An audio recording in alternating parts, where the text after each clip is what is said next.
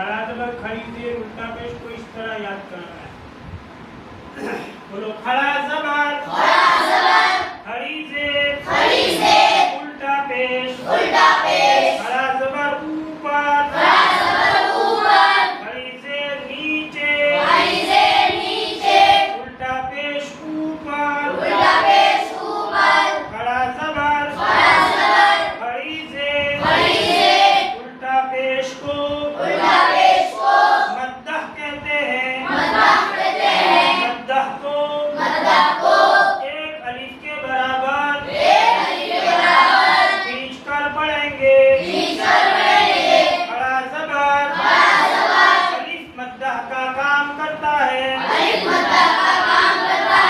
खड़ी से या मद्दह का काम करती है।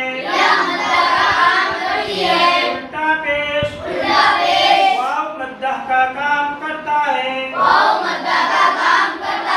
खड़ा जबर अलिफ को आ बा को बा ता को ता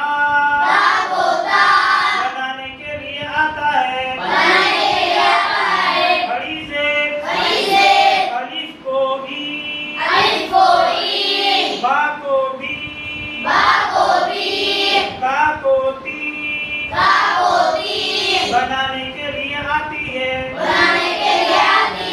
उल्टा पेश अलिफ को ऊ बा को बू ता को तू बनाने के लिए आता है। जब देखो ये लकीर के ऊपर क्या है? खड़ा जबर। बोलो खड़ा जबर कहाँ आता है? हर्फ के ऊपर। खड़ा जबर को क्या कहते हैं? मद्दह। क्या कहते हैं? खड़ा जबर किसका काम करता है? अलिफ मद्दह का। किसका काम करता है? खड़ा जबर क्या काम करता है? अलिफ को आ बनाने के लिए आता है। ये लकीर के नीचे क्या है? खड़ी से। इधर देखो खड़ी से कहाँ आती है? हर्फ के नीचे।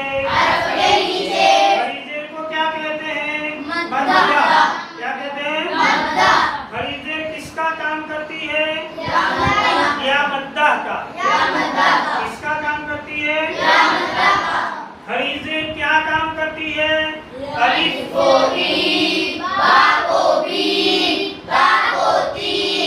बनाने के लिए आती है।